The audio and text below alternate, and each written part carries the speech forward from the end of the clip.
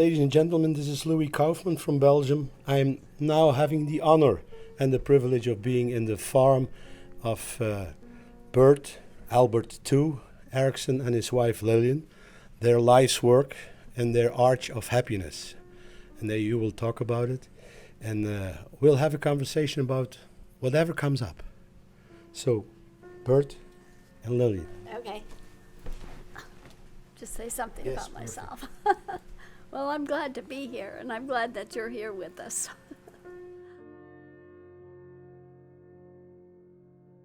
We cannot come closer to the clinician that Dr. Milton Erickson was than meeting, working, learning from you. So we just invite you to make something happen. Many years, I begin my workshops with a list of rules of Daddy's life, because what Daddy is portrayed as, literally makes me crazy, because he is portrayed that he was this metaphorical, gentle, frail person who never, ever was dynamic and forceful and told you exactly what to do. I was talking to my older brother about this before I came, and he just laughed because I was telling him what we had planned. And he said, that metaphorical person is not the father I grew up with. And it is not the father I grew up with. That's not the father I grew up.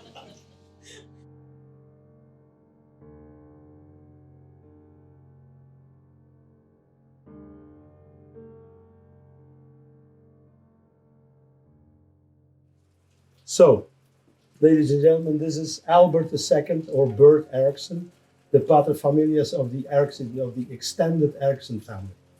And we will have a walk through his life with Lillian, and we'll talk about their lives, how they built it, and of course the connection with their father, Dr. Milton Erickson, and what they learned from him, and what they didn't learn from him.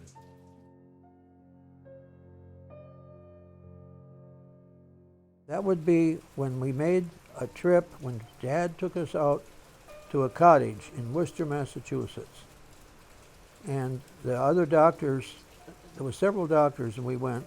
When we got to the cottage, my dad, the cottage was on a kind of a ridge, and my dad went down in the ground below the ridge and climbed a tree. And Dad had polio, and he didn't have the use of his legs and arms that much, and he climbed the tree all the way to the top, up equal to the cottage, and the other doctors were all cheering him. Look at Milton. He doesn't have the muscle to do it, but he climbed the tree, and they threw an apple to him, and he caught it on the top of that tree. And my brother and I were so proud.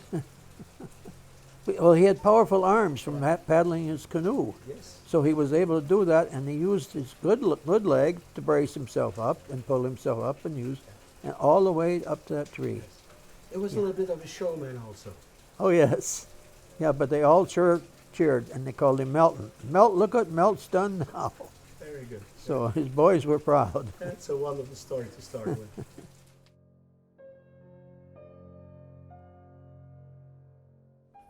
His canoe trip was the most fascinating thing to Lance and I, but particularly to me, because I was into canoeing in the Boy Scouts. And so when we got Dad to talk to us, he liked to tell the white tummy stories, which were a learning story. It all had a little lesson to be learned. But Lance and I would rather hear about the canoe trip he made. And so that's what we always wanted in the evening, if Dad had time, to hear about that. And of course, I myself took the canoe trip years later. But that was what started me about thinking about canoeing, was my dad's canoe trip. That's what we like to hear. Yeah. And he had some good stories to tell about it. Like one morning, he slept on a pile of brush. and he woke up and there's a snake curled up on his stomach. And he was, his nice place, warm place for the snake, and he's right there next to the river. And my brother and I just pictured that. Wow, we'll wake up and see a snake curl on it. And we said, "What did you do, Dad?" And he says, "I just slowly moved my arm around to it, close to it, and I brushed it off really quick." Yeah. And we just pictured our dad doing that. And we thought, well, that was the thing to do. Good for Dad. Yeah. Yeah. But for two boys, it was exciting to hear Yeah. their dad tell us about it.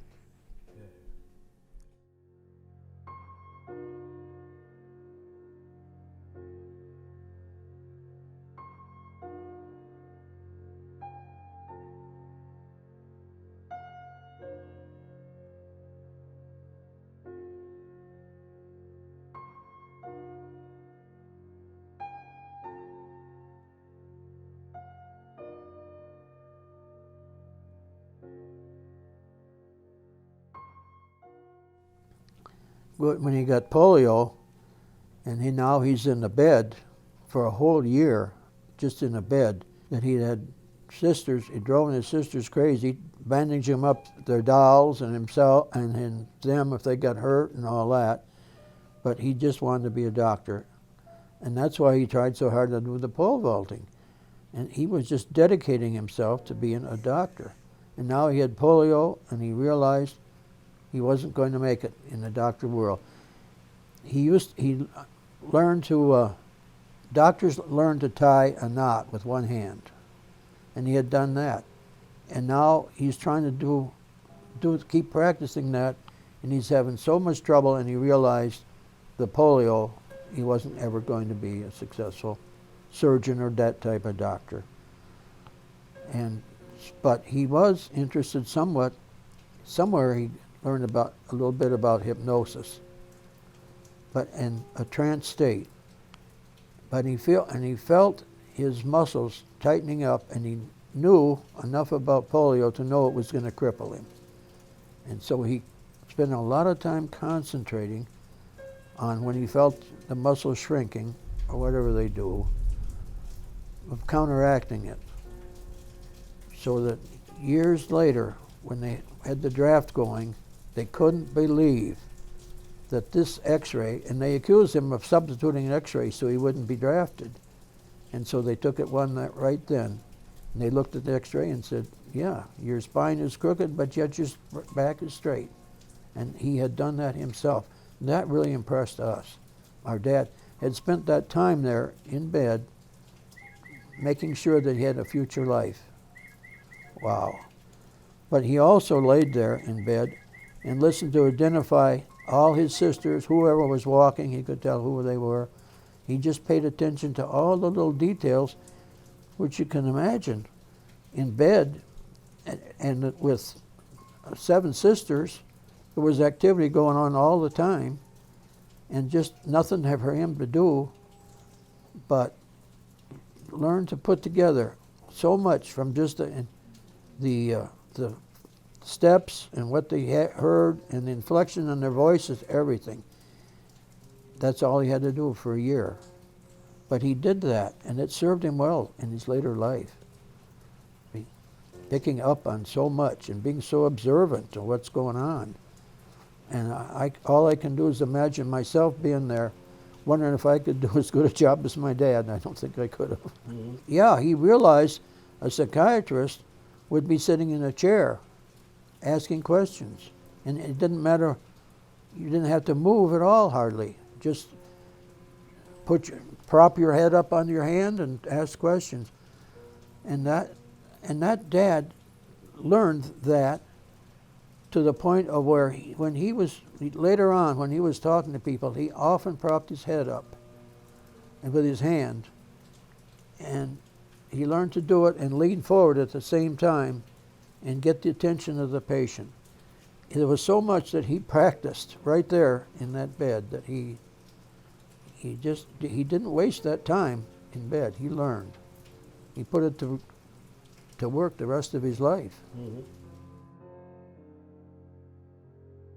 'Cause, But as the way it worked out, he became a psychiatrist instead of a medical doctor, and he became a world famous psychiatrist. And we came home one day from a trip, and there was a note on the door from Lila, who was the maid that came and helped Mom. And she said, "I'm sorry." She was supposed to be taking care of it while we were gone to the lake. And she said, and the note, it said, "I'm sorry, doctor, but I have had to take off because I have so many to try to figure out my problems." And my dad picked it up and he said, "People come from all over the world to help me settle their problems, and here she has it, and it wouldn't cost her anything." I was starting to be more social, and it made me think of people come from all over the world for their problems. And then I started thinking, well, I'm right here. And he said she could have had it right here from my, and I thought about, well, I'm right here, and I'm not using Dad for problems, but he knows how to do that. We're all thankful for him, and he knows how to grow vegetables and produce. And then I was thinking now about girls. And I got to thinking about that, and I asked him one time, how do I get to know what a girl's really like? Because she's always nice at school. And he said, well, if you want to find out what she's really like, when you go and have a date, he says, show up early, show up an hour early, and go in the back door. And when her mother says, oh, she's not expecting you, say, that's all right, you just want to talk with her mother a little bit and just visit a little bit. And he says, and then if she is upstairs getting ready for the date, and you hear her come to the head of the stairs and holler about her little sister's taking her, and where'd she blank this and that. He says, you'll get an insight into what she might be like, because she's going to be wanting to get dressed because you coming to date her. And so if she's going to be short-tempered with them, that's when she's going to show it. And I thought, son of a gun. My dad's down to earth more than I realized. And that's the start of asking my dad, getting involved, asking my dad more questions. Because he gave a different slant on it, but it was workable. In fact, sometimes he'd say, that's a good question. I'm glad you're thinking about it. Just reinforced us to do the right thing and not be afraid to ask again.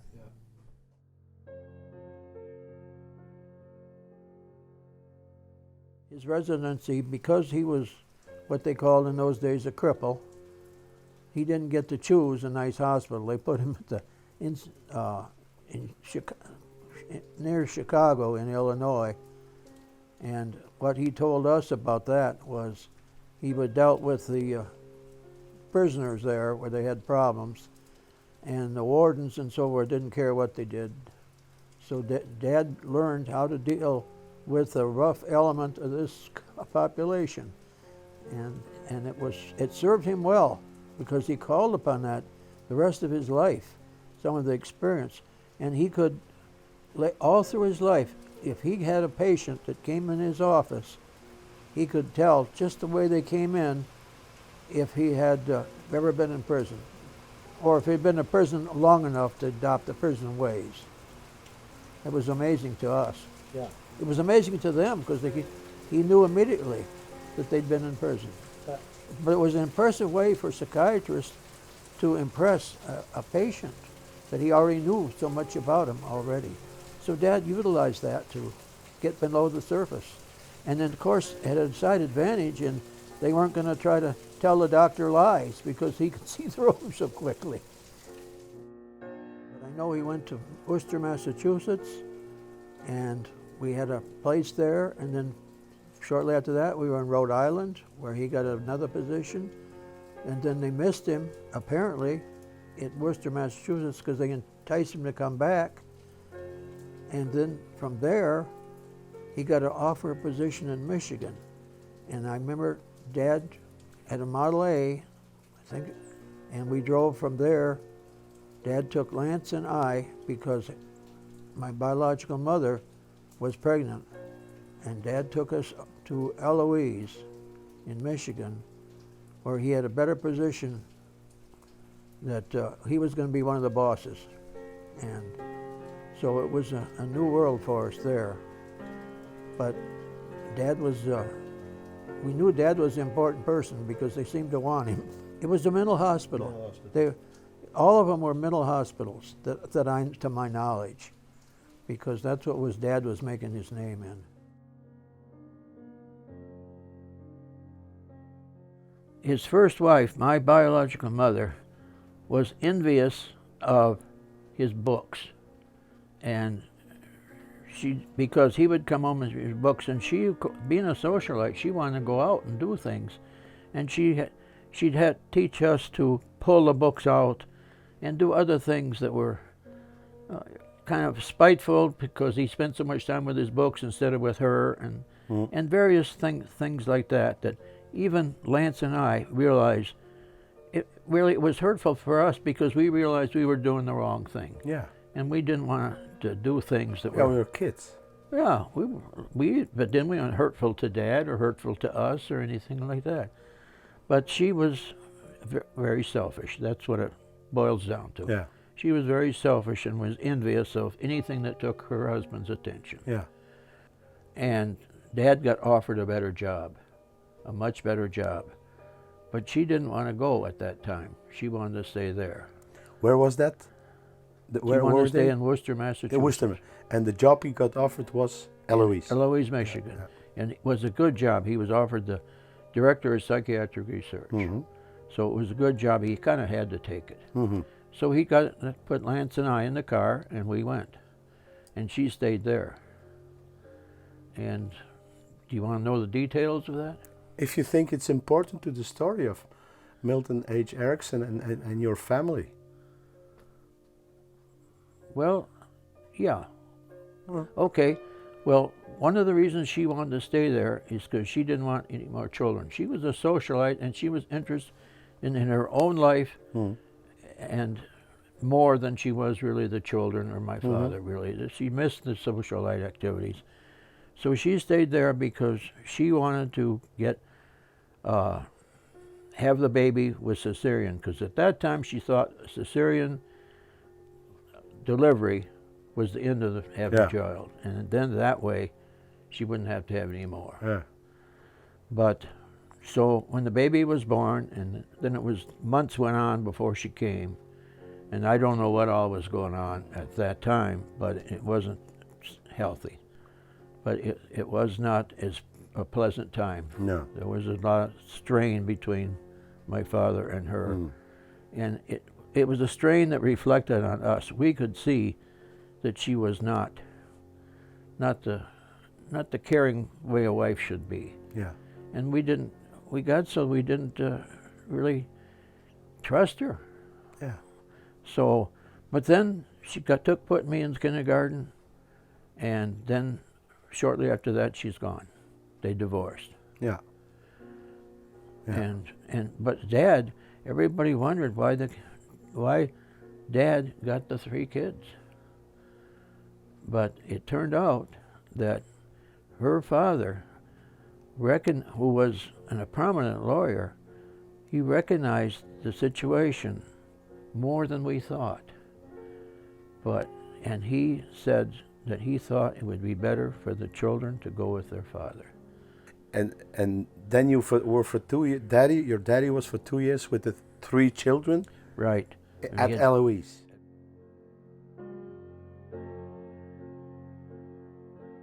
And he spots right away, because he's got the ability to see right through people almost. And he sees she's got some insecurities. And he works with her, and they become very fond of each other. But at that time, my father was in need of, he had been divorced for 2 years. He was in need for somebody for his children, his 3 children. But he wanted to know if that partner would get along with his children. Yeah. And so they're there, and Miss Moore came several times. And she would read to us, and we really liked Miss Moore. And that went on for some time, and then one day, Dad said, "Why don't you come in and meet your new mother?" And so we go in, and there's nobody there except Miss Moore. So we say, "Where is she?" And he says, "Right there." "But that's Miss Moore." "Well, that's your new mother. You can give her a hug if you want." So my brother and I smothered her with hugs. We were so happy. And our life changed right then.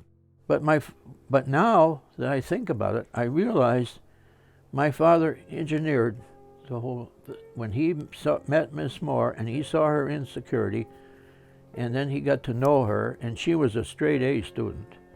And so in psychology, and he's a psychiatrist, so he became really interested in her just for all those reasons. And then he became interested in her as thinking as a possible wife and mother to his children. And now it has happened. He made everybody happy. Yeah. And it was for everybody's benefit. Yeah. And it was love. Oh yeah, it was love for sure. Yeah. Yeah, because then Miss Moore wanted 5 children, and Dad made that happen for her. Yeah. So yeah, it's a nice, kind of a nice story. It's what we Europeans call une histoire d'amour.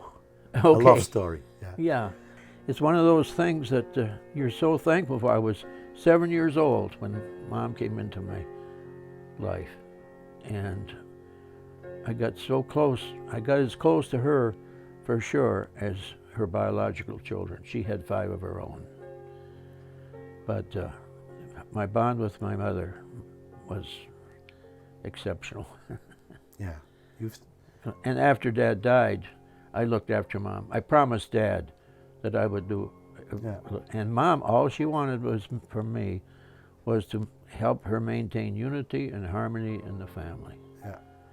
Which we did for 60 years. Yeah. Which I did. Yeah. Wow, it's quite a story. That's quite a story. Yes. Yeah, it is, but it was a happy one, a happy outcome and all. Yeah. And all the memories that were sad were replaced by good memories. Yes. So now I can talk to you right now and remember all that with a good feeling. Yeah.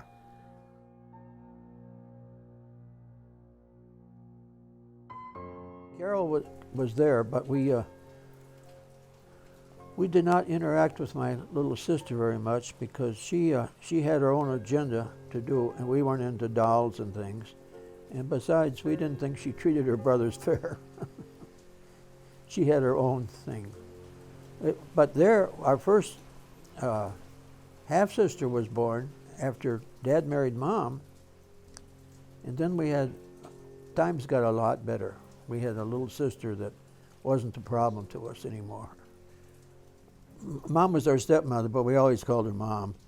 And she got pregnant, and in 1938, she had our baby sister, Betty Alice. And but Mom took care of her like all mothers do with their first babies. They boil, everything gets on the floor has to be boiled before they touch it again and things like that. And we thought it was silly, but she grew out of that, and then she was a fun baby for all of us. And she learned to creep and crawl and all that, and she stayed fun. As she got older and playing games, we'd play games with her, and it was just really nice for Lance and I, because we didn't interact with Carol that much. She had her own agenda. But after Betty Alice, there was Allan was born, and he was a boy, and it wasn't long before he had a head of curly hair that all the girls would like to have.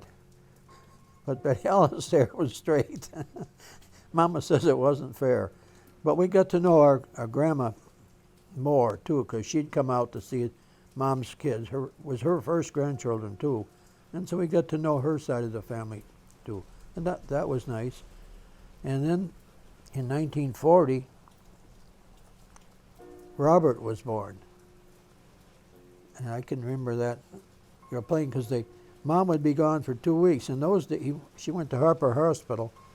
It took them 2 weeks every time a lady had a baby. She's in the hospital for 2 weeks. When we realized how much we missed Mom Yeah. when that happened.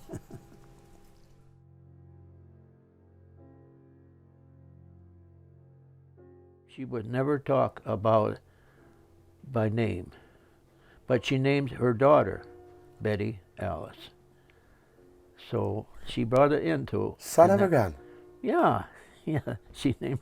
I've known Betty Alice for more than 15 years. I never knew that. No, well, Betty Alice didn't know it either. Oh, tell me. No, she said to me, she said, I wondered about that. Yeah. She says, I wondered about that several times because of Alice, and here I am, Betty Alice.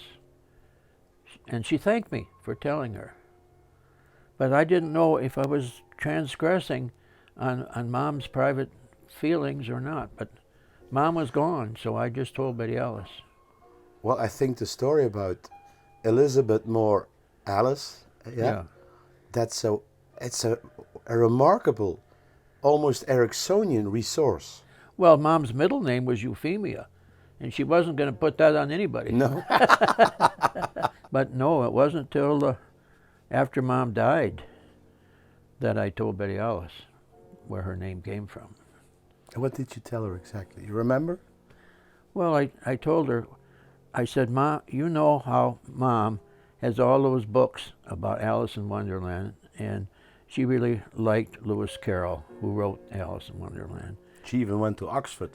She even went to Oxford, where he taught, and because that helped her handle her life, the problems she was having in her life between her mother and her father. With Mom, she had this. Alice was her friend, and a resource, and then again she used it as a resource. Yeah. It's a wonderful story. Yeah, It's a wonderful story.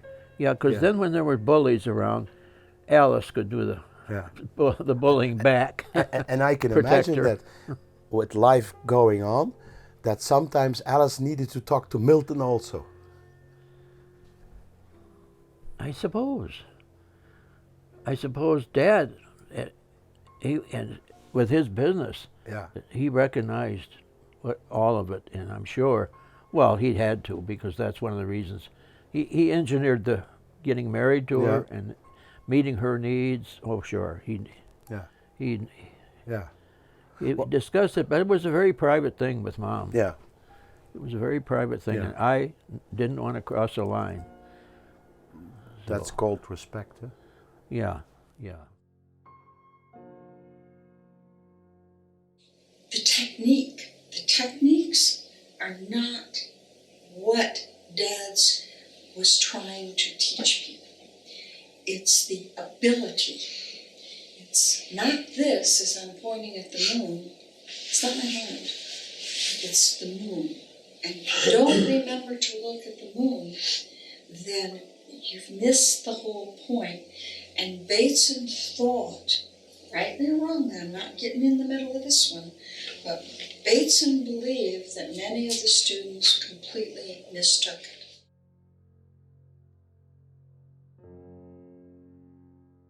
Lots of times he had people come in to the apartment. This was after hours, because he didn't do much hypnosis during hours, because there was a kind of he didn't want to stir it up the wrong feelings in there. And it was a county hospital. So, but he did the hypnosis work at home, and he had subjects sitting on the couch, and he would be working with them. But all I saw was him talking in a soft voice, and then the people responding. But I didn't get involved in it myself. And Dad tried to put me in a trance a few times, and he said, no, I concentrated on the wrong things. He said, you're trying to understand what I'm doing and not listening to me. So I never was able to go into a trance for Dad.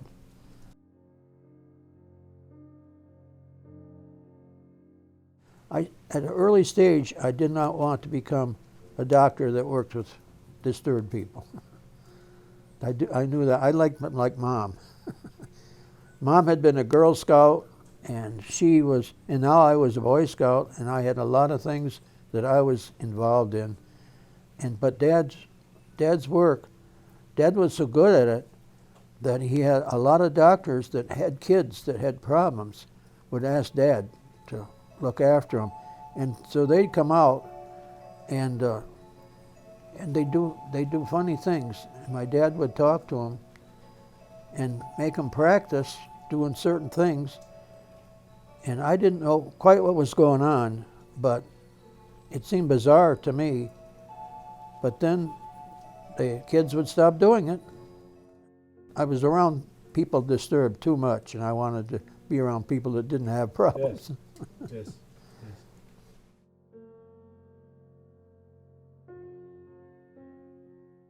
And I remember asking him once, Daddy, how do you make your patients do what you make them do? Crazy what he made them do. And this was a question he'd answered directly for me. He thought for a moment and he said, they do what I tell them to do because they know I have their welfare at heart. They know I know what I'm doing, and they know I am doing the right thing for them.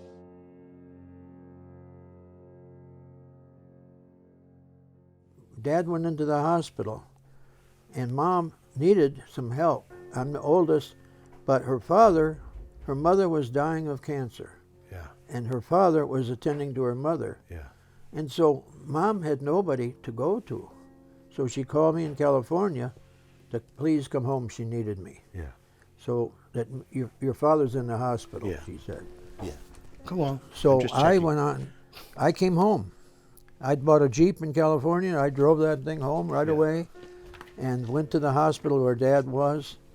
And Dr. DeYoung, I think it was DeYoung, told me that your father's in serious shape and the prognosis is not good.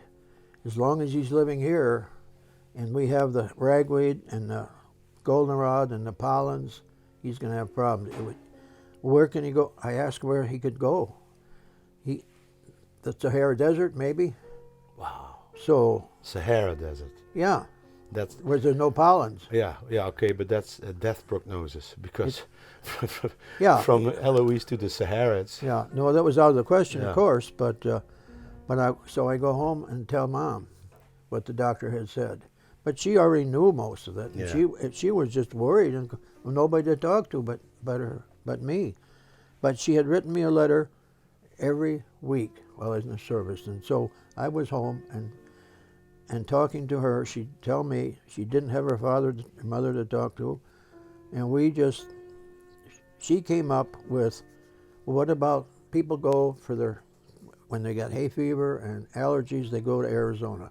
What was Arizona like? Well, I said, I went through there on the troop train, and I told her, yes, it was hot and dry, and the plants were only about less than 20 feet high. There wasn't So she remembered there was a doctor that Dad knew that was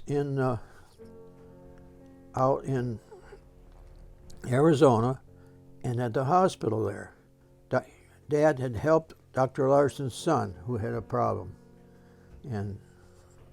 But I remembered him, and because he had a problem walking, and Dad had helped him, and so Dr. Larson was indebted to Dad. Mm. So Mom took advantage of that and called Dr. Larson, and said yes, he would be glad to put Dad on the staff. So boy, Mom got with it. She called a moving company, and she just started moving, and all I did was just help her, give her some support and help her and package boxes up. And then when we got it all done, I don't remember, she made arrangements with Dr. Larson. Mm. And she shipped Dad out. And we hired 2 people to go with him. And anyway, he was there waiting for Mom to come. And then Mom came, and I don't know all what was going on in Arizona at the time, but Mom had taken care of that. And then we got it all packed up. Mom loaded up the kids, drove. It took her several days, Yeah. but she was a real trooper. She had never made a long trip like that, driving. Yeah. I was really proud of her, but she took them all and got Dad and got him situated, and he went to work for Dr. Larson. She took her role as mater familias, and Oh boy, did she. yeah, She wow. she came too. She had never done anything like Yeah, that yeah, before. yeah. And she had no help except me. Yeah. So but she carried it out, and I stayed there and took care of the apartment because we had to close up the apartment at the hospital. And I think Dad had 60 days or something Yeah. after he left. So I did that part. Mom was out west, and she got it all set up. And then she had to come back because her mother was dying, and they had the funeral. Yeah.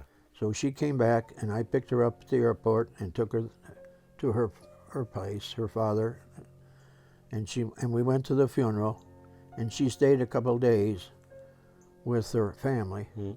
Then she came out to the hospital and checked what I had done, and she wasn't needed, so she headed up for Phoenix. Yeah. And that was her last at the hospital.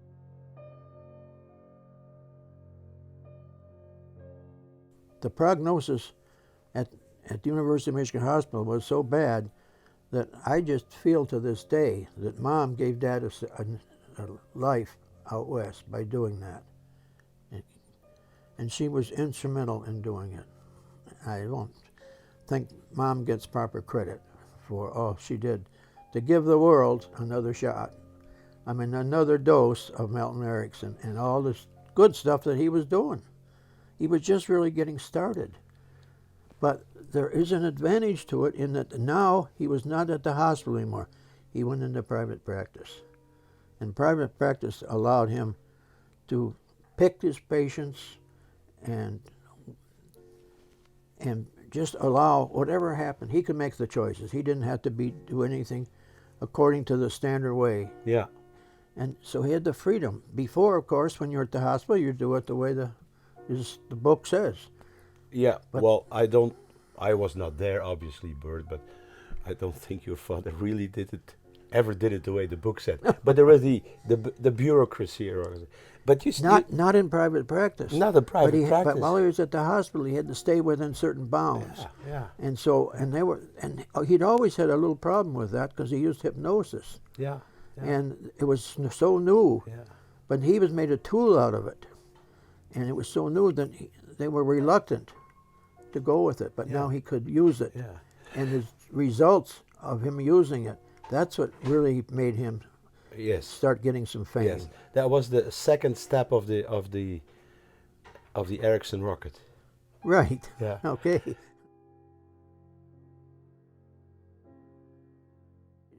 And Mom was definitely the unsung hero there because she made it happen. Yeah. And she didn't get credit for it. Yeah. And she didn't want credit. Yeah. But Well, she didn't want credit. she wanted to stay in the background. Yeah. But Mom had been a top-notch proofreader at college. And her main courses were psychology. She was very scientific-minded. And so the rest of her life, Dad used her to proofread his material. So the secretary would type it up, and then Mom would proofread it. And then call my Dad's attention to things, because she was a psychology major, and she knew what was going on. Mm-hmm. So it was a nice combination there, but nobody gave Mom credit. And Mom caught a lot of things that Dad had worded incorrectly. And Yes. so, yeah, she was definitely behind the scenes, but doing a good job. Yeah. You take this opportunity to put your mom, although it wasn't her wish, in the correct spotlight. Oh yeah, she was an unsung hero, and I Yeah. knew without Mom, the world wouldn't have had Dad. I was having a discussion with my mother about some of his brief interventions, and my mother put me in my place and expressed her frustration. She's saying that she doesn't like these brief interventions written about so much, because that Dad had some patients for years, worked with him very hard over the years. He did not have brief interactions with them, and they walk in unhealed and they walk out healed from the office. Yes, that was not It the was vast majority of his clients. But that's the legend, that's the myth. and that she was, and I understood her completely, because I'd see, sometimes not even know their names over the years, but I'd see the same people come year after year after year, and him work with him at whatever their problem was, which I don't have the foggiest notion, and work very hard with them. So there was all types of patients, some who never get healed, but he's helping the best he can, or the best anybody can. As Dad said to me once, they have to do the hard work. I just showed them the way.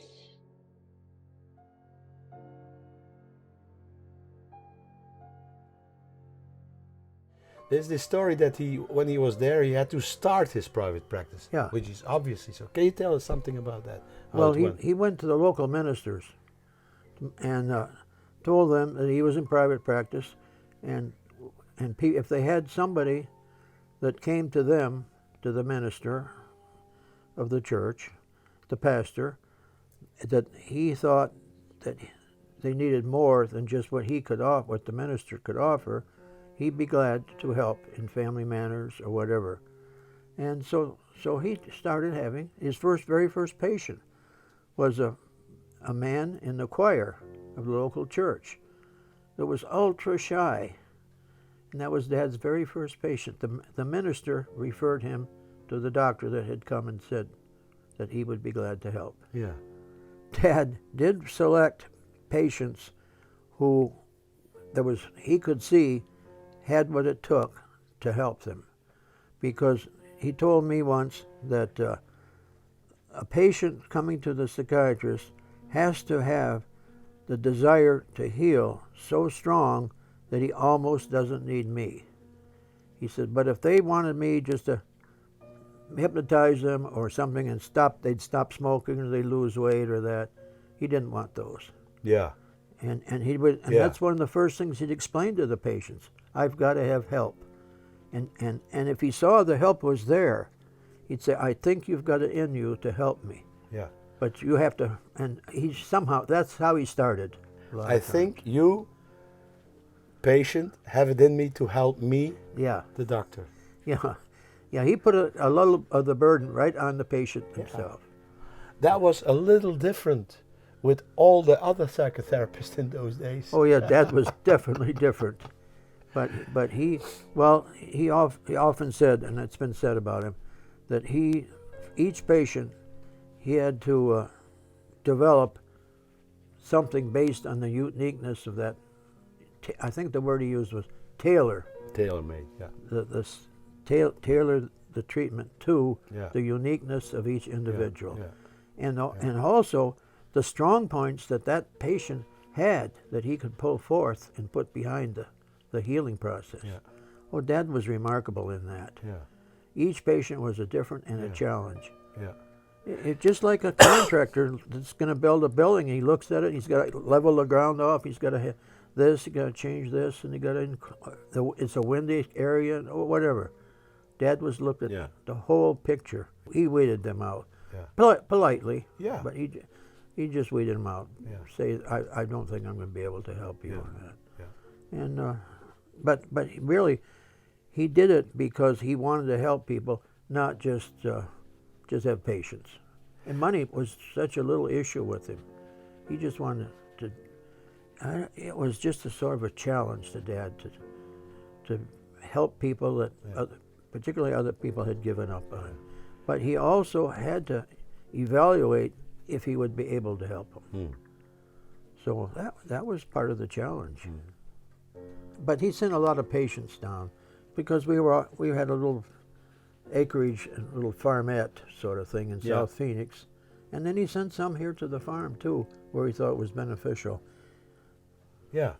So he actually asked you and your wife Lillian in your little farm to be an auxiliary. Yeah.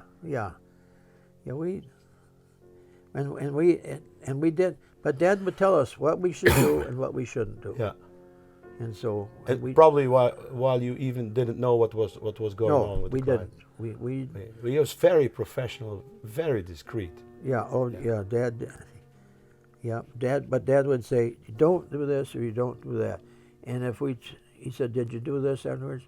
And we'd tell him what we did. "You shouldn't have done that." Yeah, He said, Yeah. "Next time, yeah, do just what I say." yeah, yeah. So Yeah, that's we why you learned. were an auxiliary therapist. Yeah, We learned to do it because his therapy we knew was unique, and so we tried to follow his instructions. yeah. And we did quite a few patients we interacted with, and some of them we got paid for. Yeah.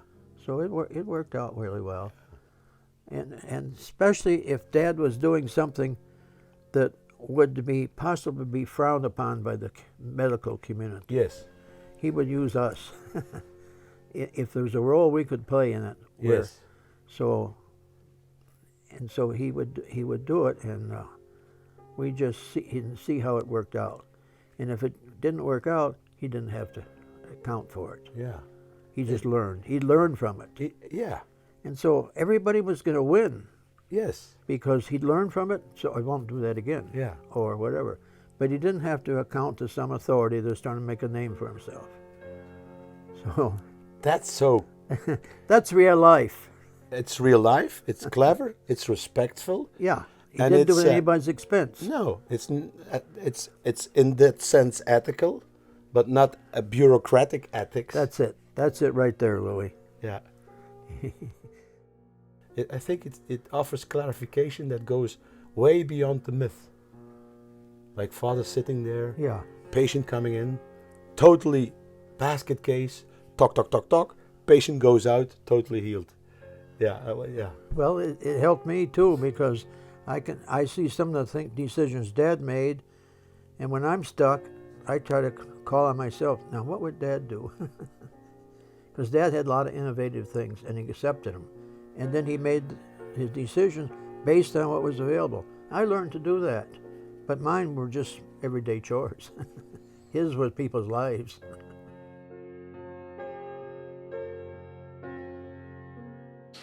So he would manage, that's in quotation marks, his patients. He would give them options that were good for what they were, what they needed, that would expand their lives and their perceptions, which is what good therapy really is. But he would do it so that it was their idea. He would set it up, but it was their idea, because the essence of a lot of Ericksonian work is that you set it up, you trust, and you get out of the way, so that they become wedded to their own independence and their own security in their own decisions that work out for them. And so, no, there's no formula, because Dad knew there was no formula, because he did it on the spot, it formulated as he got to know the patient. Yeah. So he knew what strengths he could pull out of the patient. Yes, and we all know that your daddy was very observant. He could look the patient in the eye and come up with something, but that came out of his experience, his life experience. It was not a technique. Oh, yes. It was the person Milton Erickson who did it, not Dr. Erickson. Dr. Erickson was there too. No. Yeah. He was the speaking head of the person of Milton Erickson. Yeah. Very, very observant. Yeah. And observing things and observing what they represented, what all these things represented. Just the placement of things around. He could tell something about the person that lived in the house, why they were placed like. It was amazing. Yeah. Dad was picking up on things. But one of the ones that really was exciting to me was when Margaret Mead came, and Dad had her stay in an adjoining building. And one morning he said to me, we're having breakfast, would you go over to J Building and tell Margaret she's in apartment 1A or something, and to come over and we're ready for breakfast. So when I knocked on her door there, and she came to the door, I said, "Margaret Mead, I presume?" And she said, "Yes." And I said, "Well, it's time for breakfast. Mom, Dad sent me over." So on the way back, she said, "Young man, have you been reading about Livingston and Stanley?" I said, "Yeah, how did you know?" And we became friends with her from then on.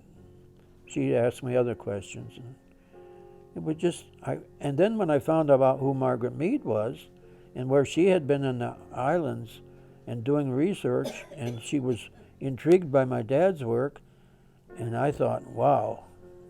Yeah, I thought, wow, that's, but Dad had quite a few different doctors come over, and he got, the Justice Department used Dad when they had some problems. And so we thought our dad was a pretty important guy, especially when he got a letter back from J. Edgar Hoover thanking him for the help he did during the war. And I don't know the details, but it was just impressive to Lance and I. And another thing that impressed us, but this was later on, was when the Russian team, rifle team, beat the American team, and consistently, and the captain of the team noticed that the Russians all seemed to, when they shot, they were in a kind of dazed state. And so he came to see Dad because he thought they were maybe in a trance of some kind. And so Dad, then he arranged to have the American team come to Phoenix, and he worked with them. And next thing you know, the next competition they had, the American team beat the Russians. And we were so proud of Dad at that time. And Dad, I asked Dad, "How do you do that?"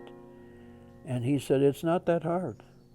He said, I said, "Do they go, you hypnotize them in a trance?" And he said, "No, you just teach them to use the trance state, that you're going to make only one shot tonight. And that each shot was the only shot you were going to make, so you had to make it count." And he said that was that simple. So, but Lance and I, of course, were tremendously proud. Everybody was proud of their dad helping the American rifle team beat the Russian rifle team.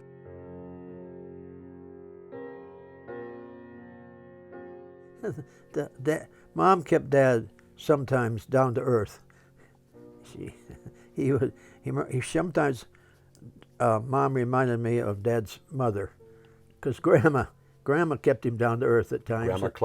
Grandma Clara, yeah, and now Mom was doing it. Grandma, the words we'd hear from her were two. "That's enough, Milton." And Dad always did what Grandma said, and sometimes she would say, "That'll do, Milton." Things like that. And then when Mom decided Dad had said enough, that's when she used his name Milton. But that's most of the time was just deer and honey and stuff. But when she said Milton, Dad looked up. Because I'm going to tell a big secret to the world. Milton H. Erickson was just human and not a mythical person. Well, we knew that. We grew up with him. Of course, yeah. But I think it's so important that you share these stories with us and with the world. I don't think anybody else has. Yeah. But which is a pity. Because it adds so much to the genius that your father and your mother was. Because I strongly believe that your father would not have been able to make the career without your mom. Absolutely not. Yeah. No, Mom was essential to him. Yeah. But Mom met his other needs too. Yeah. For companionship, for a mother, for a lover. I mean, they had 5 children. So, No, I didn't share. I haven't shared that with anybody, but I never met anybody interested in him in as unselfish a way as you, Louis. Thank you, Bert. Yeah, but this is true. Louis, looking at my family, my father, and he's seeing a true life thing that he feels privileged to see. That's my assumption, Louis. It is my great privilege. Well, I see that, and so I'm willing, Yeah. because I know you won't misuse any information, or you won't put it forth in a way that's hurtful to anybody. No. For example, when you tell the story that your father engineered, people have to understand the word engineering. That's not like a mechanical thing. That is something that comes deep from the heart. So, Yes. yeah. Absolutely. And we sit here talking, we know that, but people who will watch this video afterwards, I strongly invite you to not make little chunks out of it. Your parents were deeply in love. They met each other's needs, which is what lovers do, in a totally different way than that first marriage. There was also a need filling, which is in every couple the way, but that was something that had no end to it. This Right. is your parents. What you told me is a love relationship in which they created a kind of cooperation Yeah. with, and we thank that. Yeah. That's the basic for what we professionals get from Dr. Milton Erickson. But I always think there is this Dr. Milton Erickson technology hanging somewhere there. All the stories about the purple-clad man and then there is the work of the Dr. Erickson in his prime, 30s, when he was working on hypnosis, 40s, 50s, 60s, the height of his career, where your mother was, well, always there. Yeah. And then there is the human side of your father as a man, of your mother as a woman, of their couple relationship, of their love. And that is, to me, I think, but I want to learn what you think about it. That to me is a real add-on to our knowledge and understanding of the work of Dr. Erickson. Because I've been interested for 30 years in that. I'm not interested in the Ericksonian technology, how to create a metaphor in 7 steps. I'm interested in where did it come from? What is underneath? And so it doesn't take away. For example, the Alice in Wonderland story, that's a great resource. It was a combination of a young woman, young lady, very insecure, wanting to hurt nobody, but then confronted with the reality of life, and there pops up Alice. Yeah. Yeah. She read the story. Yeah. And she thought, there it is. But it's you have to go through the looking glass for Alice. And so Mom used it that way, so Alice stayed behind the looking glass unless she needed her. Yeah. Sometimes people take words out of their context, and Yeah. and your daddy is an icon of our profession. Right. So I don't want that anybody takes words out of context that would diminish the icon. I see. But your father, and I keep repeating, that's my conviction, your father slash your mom, I think it adds to their genius when we know something about the underside. Yeah. That is what is under Oh, the table. yes. Because that is the reality. What's up there is a construction. Yes.